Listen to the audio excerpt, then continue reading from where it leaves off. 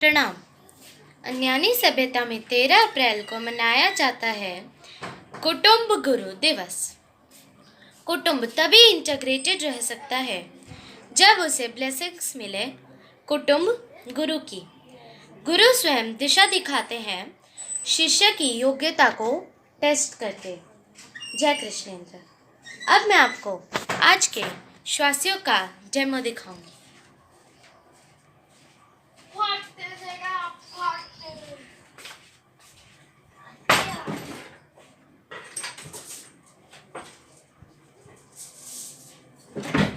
प्रणाम।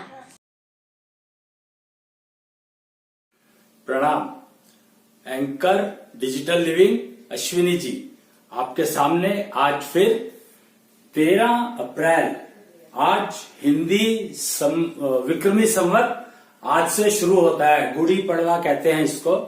और आज से शुरू हो रहा है नया साल भारतीय संस्कृति का।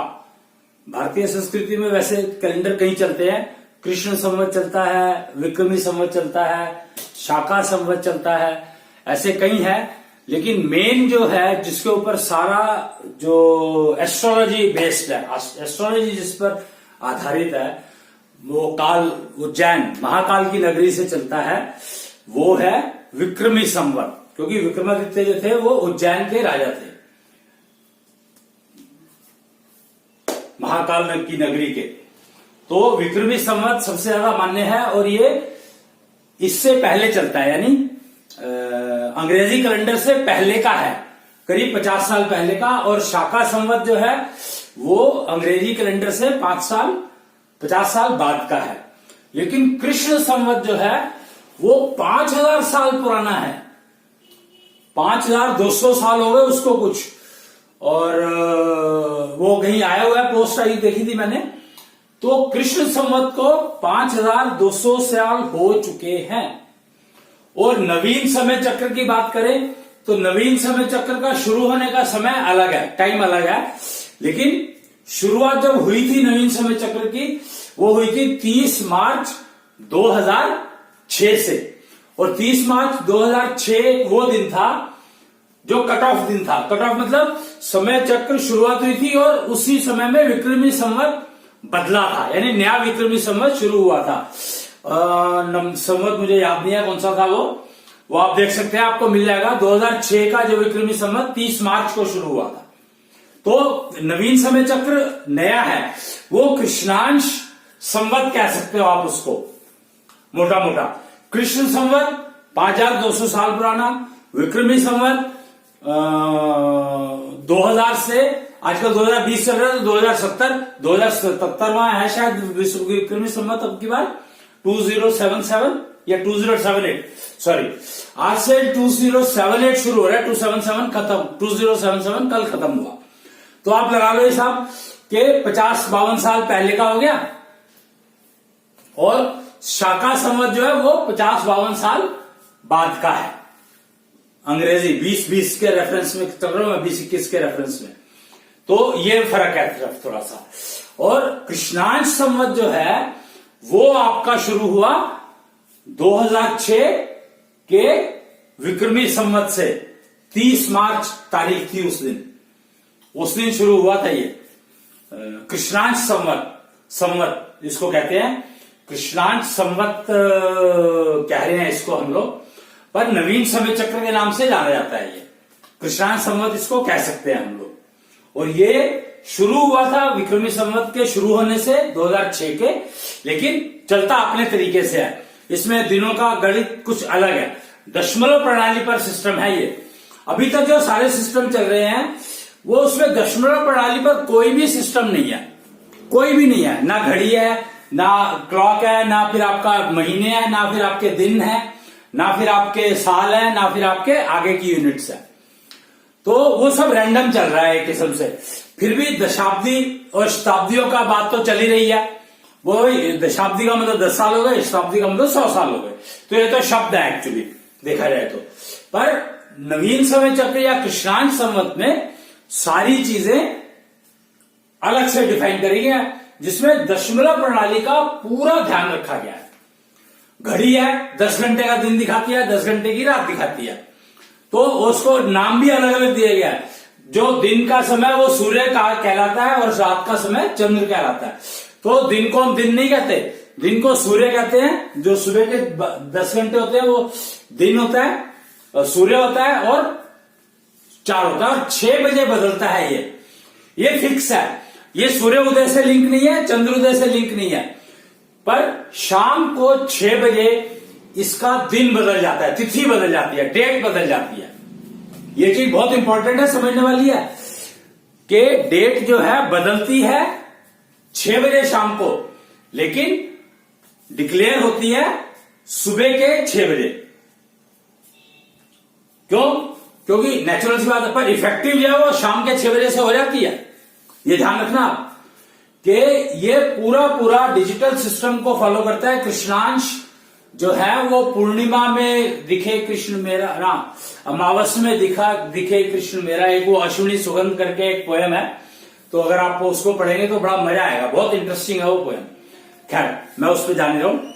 और अन्यानी कल्चर, अन्यानी सभ्यता में 13 अप्रैल, अब ये 13 अप्रैल तो चांस की बात है कि अब की बार नया साल हमारा हिंदी संवत 13 अप्रैल से शुरू हो रहा है। वैसे 13 अप्रैल को हम लोग जो ये कृष्णांश संवत वाले हैं, ये लोग 13 तारीख को क्या मनाते हैं? 13 अप्रैल को मनाया जाता है कुटुंब गुरु दिवस।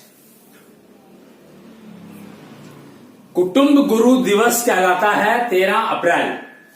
तो आप ये समझ लें कि गुरु का मतलब कुटुंब का गुरु। कुटुंब जो है वासुदेव कुटुंब कहते हैं राष्ट्र को। तो राष्ट्र का गुरु जो है वो कहलाता है कुटुंब गुरु। और आप ये समझो कि पहले कुटुंब गुरु कौन थे? वासुदेव। वासुदेव कौन? कृष्ण के पिता। कृष्ण के पिता वासुदेव थे पहले कुटुंब गुरु। ये बात आप समझ ले मोटा मोटा। और कृष्णांश संवत का बताई दिया मैंने आपको, शुरू होता है। तो कृष्णांश संवत के हिसाब से आज का जो दिन मनाया जाता है वो मनाया जाता है कुटुंब गुरु दिवस के रूप में। तो कुटुंब गुरु जो है वो कहते हैं, कबीर जी ने कहा है, गुरु मिला तो सब मिला। देखो कितनी कमाल का दोहा है ये, मतलब कमाल का दोहा है। कहता है कि गुरु मिला तो सब मिला, ना तो मिला न कोई, मात पिता सुत बांधवा, ये तो घर घर होए। मतलब कमाल है। यहां पर कुटुंब के गुरु की बात की गई है, एकदम डायरेक्टली स्ट्रेट, के कुटुंब के गुरु की अगर पहचान हो जाए तो आप समझो कि आपको गुरु मिला है। नहीं तो माता पिता और बच्चे और चाचा ताऊ मामा ये तो हर घर में मिल जाएंगे आपको, हर घर में मिल जाएंगे। परिवार का जो गुरु होता है वो पिता होता है, क्योंकि परिवार वो शुरू करता है, जिम्मेवारी उसकी है। अब आगे जो जिसको जिम्मेदारी वो देता है, वो अगर आगे जिम्मेवारी ना निभाए तो वो उसकी प्रॉब्लम है, पिता की नहीं है। तो गुरु मिला तो सब मिला में कबीर जी ने जो कहा है, तो वो कबीर जी ने रेफर किया है कुटुंब गुरु को, यानी राष्ट्र के गुरु को कम से कम। और ये कहीं नहीं लिखा है कि कुटुंब गुरु वासुदेव कुटुंब का गुरु नहीं हो सकता। यानी यहां पर ये कहने का मतलब क्या है, अभिप्राय क्या है? अभिप्राय ये है कि ये संभव है कि जो पृथ्वी का गुरु हो वो ही कुटुंब का गुरु भी हो, ये संभव है। लेकिन ये संभव होना मुश्किल है कि कुटुंब का जो गुरु है वो ही वासुदेव का गुरु हो, ये जरूरी नहीं है। फिर गैलेक्सी का गुरु, गैलेक्सी का गुरु कुटुंब का गुरु हो सकता है, और वासुदेव कुटुंब का मैंने वासुधा का गुरु हो सकता है, किसी प्लेनेट का गुरु हो सकता है। लेकिन कुटुंब का जो गुरु है वो वसुधा का गुरु नहीं हो सकता, और वसुधा का गुरु गैलेक्सी का गुरु नहीं हो सकता, लेकिन गैलेक्सी का गुरु हो सकता है वसुधा का गुरु, गुरु मतलब पृथ्वी का गुरु और कुटुंब का गुरु भी गैलेक्सी का गुरु हो सकता है। और अभी जो आज की बात कर रहा हूं मैं, कल का जो दिन है, कल है 14 अप्रैल, कल का दिन बहुत बहुत महत्वपूर्ण दिन है। कल जो है, जो अब गैलेक्सी के गुरु हैं, जब से कृष्ण गैलेक्सी के राजा हुए हैं, जब से कृष्ण कृष्णेंद्र बने हैं। यहां पर ना ये मेरे को बार बार बताना पड़ता है, क्योंकि मुझे नहीं पता कि कितने लोगों को पता है कि नहीं पता, कि कृष्ण मथुरा में थे, द्वारका में द्वारकाधीश कहलाए, पुरी में जगन्नाथ कहलाए,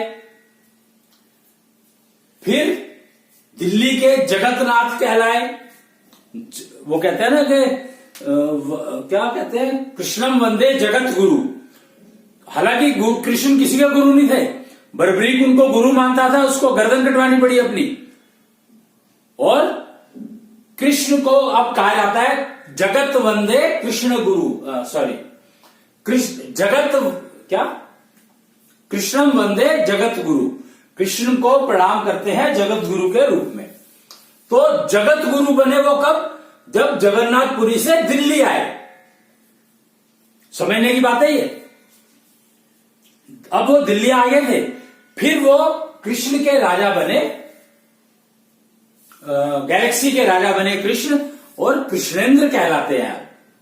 अब कृष्णेंद्र कहलाते हैं, और जो उनके गुरु हैं वो हैं कौन, वो है दक्षिणया जी। दक्षिणया जी कौन, दक्षिणया गुरु। कल जो है 14 तारीख मैंने बताया, कल है दक्षिणया दिवस गुरु, दक्षिणया दिवस, दक्षिणया दीक्षा दिवस। दक्षिणा गुरु दिवस भी शायद कहा इसको कि नहीं कहा मुझे पता नहीं है, पर दक्षिणया दिवस, दक्षिणया दीक्षा दिवस कहलाएगा। तो कल जो है दक्षिणया, कल से दीक्षा देना शुरू करेंगे। और दक्षिणया कौन है, गैलेक्सी के गुरु, तत्व गुरु कहा जाता है उनको, गैलेक्सी के गुरु। अगर आपको याद हो तो विष्णु जो है वो शंकर को गुरु माना करते थे।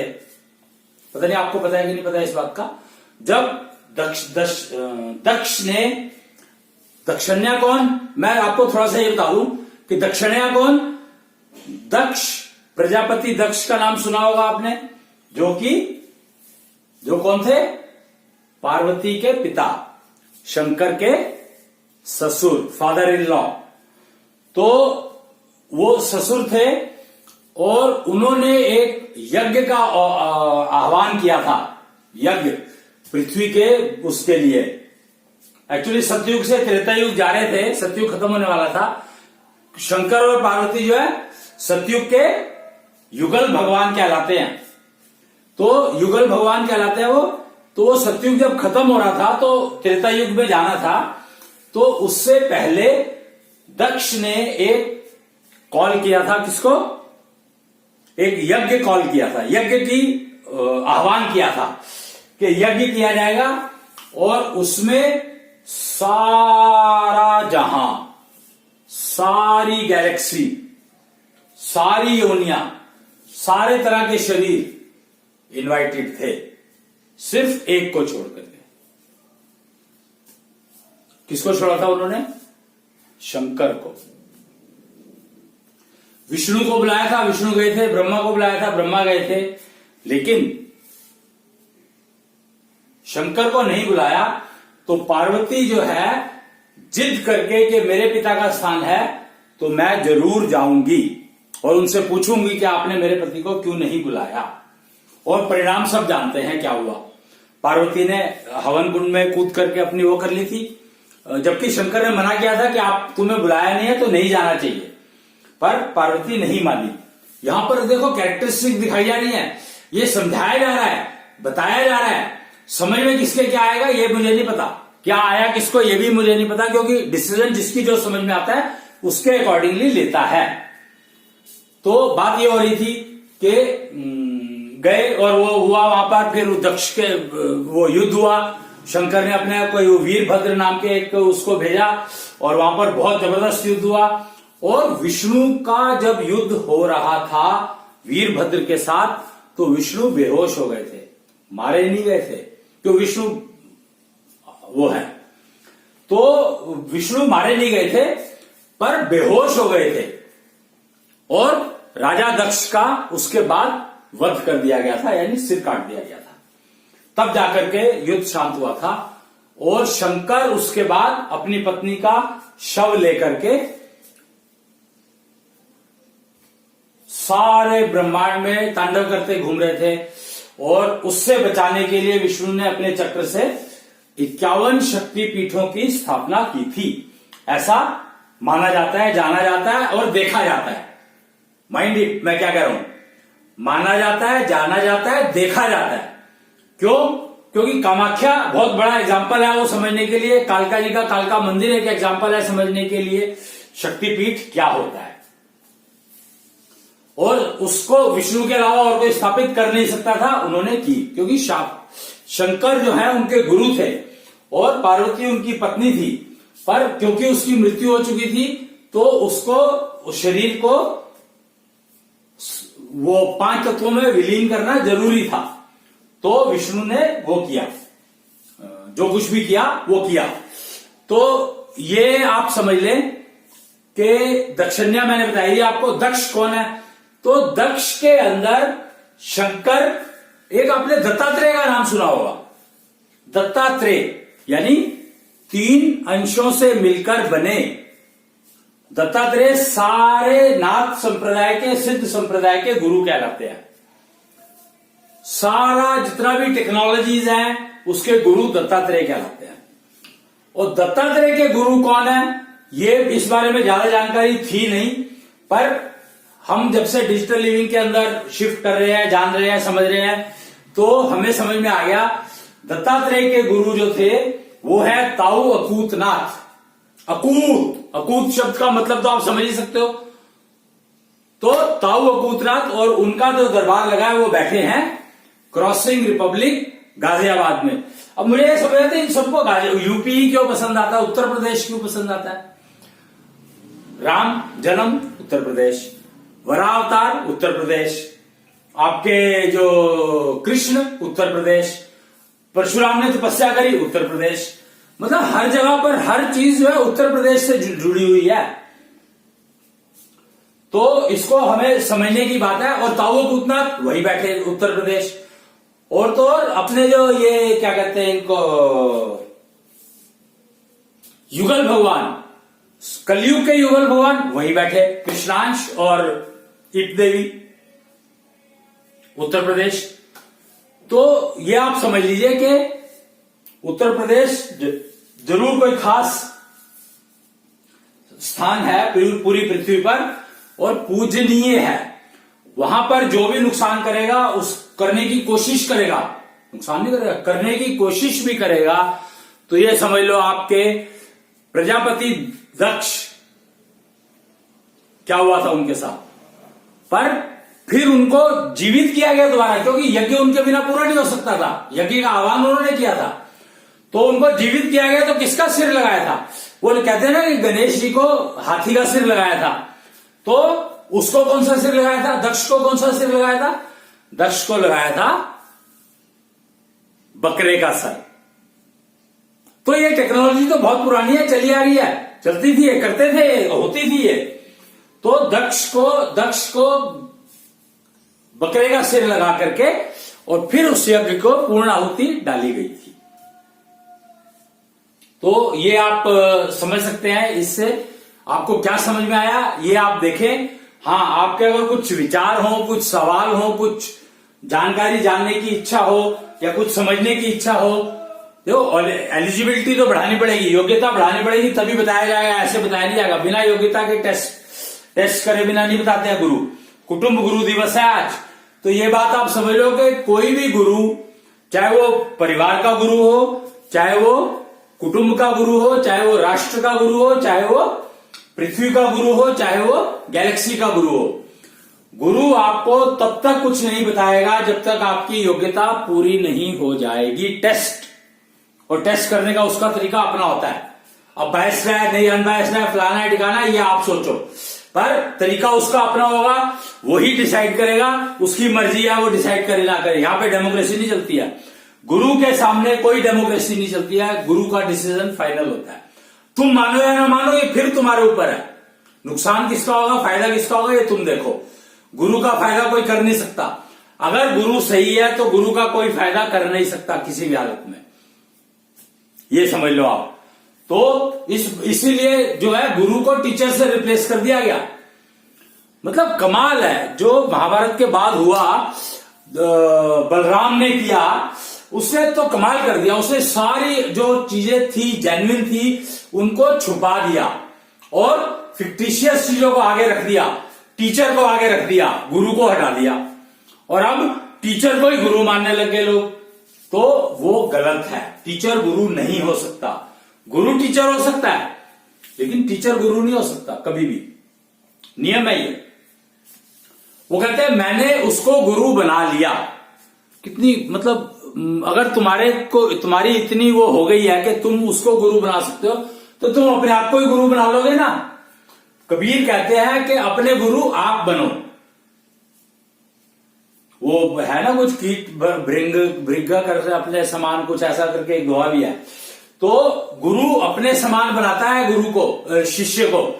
वो क्या मतलब हुआ, वो मतलब ये हुआ कि वो तुम्हें योग्यता बढ़ाने के रास्ते दिखाएंगे और गलतियां कहां नहीं करते हो ज्ञान जागृत करने के रास्ते दिखाएंगे, जिससे आप गलती ना करो। अगर आप गलती नहीं करोगे तो गुरु हो गए, गुरु हो ही जाओगे। तो अपने गुरु आप बनो। अगर आप ये बन जाते हो तो फिर नेचुरली अपने आप गुरु तो आपको बनना ही पड़ेगा अल्टीमेटली, क्योंकि अपने आप को आप जान सकते हो, अपने आप को आप ठीक कर सकते हो। दूसरा तो अपने को ही नहीं समझता तो तुम्हें क्या समझेगा, क्या बताएगा, क्या करेगा तुम्हारे लिए, कुछ नहीं कर सकता। हाँ, बहका सकते हैं, तुम बहक सकते हो, तुम कंफ्यूज हो सकते हो। कंफ्यूजन की दुनिया में तो कुछ भी हो सकता है, पर क्या कंफ्यूज दुनिया में रहना है हमें? तब तो कन्वेंशनल लिविंग में रहो। पर अगर आपको कंफ्यूजन की दुनिया में नहीं रहना है तो डिजिटल लिविंग में माइग्रेट कर जाओ, एटलीस्ट करना स्टार्ट कर दो। ये बात आप समझ लो अच्छे से कि कन्वेंशनल लिविंग को छोड़ करके डिजिटल लिविंग में माइग्रेट करने की तैयारी शुरू कर दो, योग्यता बढ़ानी शुरू कर दो, क्योंकि योग्यता के बिना आप डिजिटल लिविंग में शिफ्ट नहीं कर सकते। पक्की बात है, ये रूल है, तो नियम है। दक्षिण्या गुरु जो तत्व गुरु है वो आपकी योग्यता को टेस्ट करते हैं। गैलेक्सी के गुरु है तो वो कहां होते हैं, कब होते हैं, किस तरह होते हैं, कुछ पता नहीं। क्या करते हैं, कैसे करते हैं, कुछ पता नहीं, क्योंकि वो गुरु है और हम उनके लेवल तक पहुंचना चाहते हैं। पर हम उनके लेवल तक पहुंचेंगे कि नहीं पहुंचेंगे, ये हमारी योग्यता और हमारी उम्र पर डिपेंड करेगा कि हम अपनी उम्र कितनी बढ़ा पाए और कितनी तपस्या कर पाए कि हम उनके लेवल पर पहुंच गए। तो ये आप समझ लें, पहला जो गुरु होता है वो पिता होता है, परिवार से शुरू होता है, फिर कुटुंब पर जाते हैं। तो कुटुंब हम राष्ट्र को कहते हैं, परिवार पहली इकाई होती है राष्ट्र की, और राष्ट्र के बाद सारे राष्ट्र मिलकर के समाज बनाते हैं। हम लोग इस मान को मान के चलते हैं कि पूरा मनुष्य शरीर, जेंडर कोई भी हो, मिलकर के एक समाज बनता है। समाज एक ही बनेगा सारे उसका। बाकी राष्ट्र है, राष्ट्र में कुछ भी करते रहो, कोई फर्क नहीं पड़ता, पर विश्व समाज एक ही है, मानव समाज, मानवता का समाज।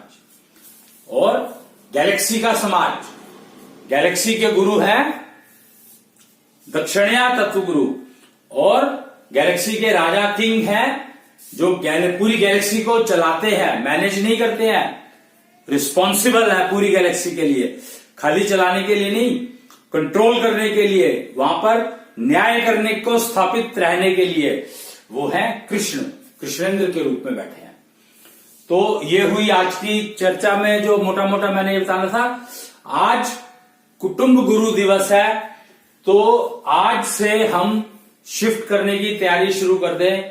कुटुंब गुरु बैठे हैं बताने के लिए, और आप दक्षिण तत्व गुरु बैठे हैं गैलेक्सी के गुरु बन करके, हर चीज देने को तैयार है, उनके पास सब चीजें हैं, हर चीज वो दे सकते हैं, सारा ज्ञान उनके पास है, सारे तत्वों का उपयोग, मॉलिक्यूल्स का उपयोग, हर चीज उन्होंने दे रखी है। तो बस आपको समझनी है और यूज करनी है। आपको सारा समझने की जरूरत नहीं है, जो आपके जीवन को चलाने के लिए इंपॉर्टेंट है वो समझो, उसका यूज शुरू करो। जैसे जैसे आपकी योग्यता बढ़ती जाएगी, चीजें आपके पास अपने आप आती चली जाएंगी, आती चली जाएंगी। कैसे अपने आप कैसे आ जाती है? तो आप देखो ना, एक्सपीरियंस किसको कहते हैं? चीजें अपने आप आ रही है ना, तो एक्सपीरियंस आपका इंप्रूव होता रहेगा, आपकी योग्यता बढ़ती जाएगी, तो आपके पास चीजें आती चली जाएंगी। भाई आज पहले मैं पैदल चलता था, फिर साइकिल ले ली मैंने, फिर मैंने स्कूटर ले लिया, फिर मैंने मोटरसाइकिल ले ली, फिर मैंने कार ले ली, फिर मैंने लग्जरी कार ले ली, फिर मैंने हवाई जहाज भी खरीद लिया। तो ये एक्सपीरियंस और योग्यता बढ़ रही है, तो उसी के हिसाब से चल रहे हो ना। तो योग्यता बढ़ाते जाओ, इंप्रूव करते जाओ, और आप पहुंचते जाओगे वहां पर जहां आपको जो चाहिए आप खुद बना सकते हैं। आपको किसी के ऊपर डिपेंड करने की जरूरत नहीं पड़ेगी। यहां पर ये बात समझने वाली बात है कि आप खुद बना सकते हैं का मतलब क्या है, कि आप खुद इतने कैपेबल हो जाएंगे कि आप अपनी टीम बना सकते हैं उस काम को पूरा करने के लिए। अभी तो टीम का मेंबर ही बनना नहीं आता हमें। कन्वेंशनल लिविंग में टीम का मेंबर बनना नहीं सिखाया जाता, टीम लीडर बनना सिखाया जाता है, टीम मैनेजर बनना सिखाया जाता है, टीम मेंबर बनना नहीं सिखाया जाता। टीम मेंबर बनना है तो आपको डिजिटल लिविंग में आना ही पड़ेगा। अगर आप टीम मेंबर बन सकते हो तो आप टीम लीडर बन सकते हो। अगर आप टीम मेंबर नहीं बन सकते तो आप टीम लीडर बन ही नहीं सकते किसी भी हालत में। तो बेईमानी कभी खत्म होगी ही नहीं। अगर हम टीम मेंबर नहीं बन सकते तो बेईमानी कभी खत्म नहीं होगी, ये समझ लो आप। और इसका काम बहुत आसान रास्ता है कि बेईमानी खत्म करने का। सामने वाले के अंदर से उसको टीम मेंबर बनने का कोर्स करवा दो, उसको करवा दो, तुम करो या ना करो, उसको करवा दो, अपने फैमिली मेंबर्स को करवा दो। तो फिर देखो कमाल, आपकी फैमिली एक टीम की तरह से काम ना करे तो। ये रास्ते हैं, टेक्निक्स हैं डिजिटल टेक्नोलॉजी की। भाई मैंने अपने आप को इतना तैयार कर लिया कि कोई भी मेरे से ईर्ष्या करेगा तो उसको साले को 10,000 गुना नुकसान होगा, उसकी फैमिली को नुकसान हो जाएगा, वो बर्बाद हो जाएगा, और उसको पता भी नहीं कि वो मेरे से ईर्ष्या कर रहा था तो इस वजह से बर्बाद हुआ, और आपको कोई नुकसान नहीं होगा। कमाल है, कम्युनिटी शील्ड कमाल किया। आप उसको बिल्ड तो करो, बिल्ड आपको करनी है, नुकसान उसको होगा। अगर वो आपसे ईर्ष्या करेगा तो नुकसान होगा, ऐसे नहीं कि नुकसान हो जाएगा ना। तो वो आप अपनी कम्युनिटी शील्ड बिल्ड करना सीख लो, डिजिटल लिविंग में सीख सकते हो, और तो कहीं पॉसिबल है नहीं, या हो तो कहीं देख लो, पर डिजिटल लिविंग में डेफिनेटली पॉसिबल है। सिखा कोई भी सकता है, जो डिजिटल लिविंग का जानता हो वो सिखाई देगा आपको। तो आप ये समझ लें मोटा मोटा कि आज बहुत ही बढ़िया दिन है, क्योंकि योग देखो, कुटुंब गुरु दिवस आज है, नया साल विक्रमी का संवत आज से शुरू हो रहा है, और शनि का इस दशक में शनि का साल है ये, इस दशक में शनि का साल है ये, न्याय का साल शुरू हो रहा है आज से, न्याय का साल शुरू हो रहा है आज से, और इसके मालिक हैं कुटुंब गुरु। कमाल है। तब तो योग ही योग है। आज का साल तो बहुत बढ़िया शुरू हो रहा है। जिसके दिमाग में भी अन्याय करने की बात आएगी उसको कष्ट, दुनिया भर के कष्ट आएंगे। अब समझ लो आप, अब आपको यही नहीं पता कि कष्ट अन्याय वाली बात कौन सी है, तो उसका मैं कुछ कर नहीं सकता। डिजिटल लिविंग में उसके तरीके बताए गए हैं, अगर आप वो करोगे तो आपको पता लग जाएगा कि आप न्याय का काम कर रहे हो या अन्याय का काम कर रहे हो। ये पक्की बात है, क्योंकि योग्यता की खेल है। अगर आपकी एलिजिबिलिटी हो गई तो आपको पता लगने लग जाएगा, और आपके अंदर है सब कुछ। कम्युनिटी शील्ड की स्ट्रेंथ है सिंपली, और कुछ नहीं। और हर इंसान के अंदर चक्र है, पुरुष है तो 3 चक्र है, स्त्री है तो 3 चक्र है, अलग अलग है तीनों के। तो दशांश चक्र, दशांग चक्र, त्रिचक्र, ट्रिपल सी चक्र। तो ये 3 चीजें, 3 चक्र हैं दोनों जेंडर्स के। उनका उपयोग होता है, उनको चलाओगे तो आपकी हेल्थ भी ठीक रहेगी, health at all levels, physical level, mental level, spiritual level, energy level, transfer level, सारे के सारे ठीक रहेंगे। तो आज कुटुंब गुरु दिवस पर इतना ही। आप ये वीडियोस सुन सकते हैं कहां पर? आप ये वीडियो सुन सकते हैं अपने भोगवान टीवी फेसबुक पर, भोगवान टीवी चैनल पर, और आज की खाज प्रोग्राम के नाम से ये वीडियोस होते हैं, वहां देख सकते हैं आप इसको और समझ सकते हैं। समझना चाहें वहीं पर आप अपने क्वेश्चन डाल सकते हैं, क्वेरीज डाल सकते हैं, सवाल डाल सकते हैं और वहीं से आपको जवाब मिल जाएगा। जिसको भी फुर्सत होगी वो आपको दे देगा। बहुत सारे लोग लगे हुए हैं इस काम में। तो आज के लिए इतना ही, बाकी अगले उसमें मिलेंगे। तब तक के लिए हम लोग सोचते हैं एक आज छोटी सी पोयम गा लें। अश्विनी सुगंध की बात करी थी। दिन भर तो था सूरज का डेरा, चांदनी लाएगी अब अंधेरा। दिन भर तो था सूरज का डेरा, चांदनी लाएगी अब अंधेरा। पूर्णिमा को तो सबने था घेरा। पूर्णिमा की पूजा सारे करते हैं। पूर्णिमा को तो सबने था घेरा, अमावस में दिखा कृष्ण मेरा। अमावस में दिखा कृष्ण मेरा, अमावस में दिखा कृष्ण मेरा। कृष्णांश जागा हुआ तब सवेरा। कृष्णांश जो है नारायण रूप सूर्य में और पूर्णिमा में चमक रूप, वो कृष्ण है। तो अग्नि रूप बेसिकली कह सकते हैं आप उसको, ऊर्जा रूप।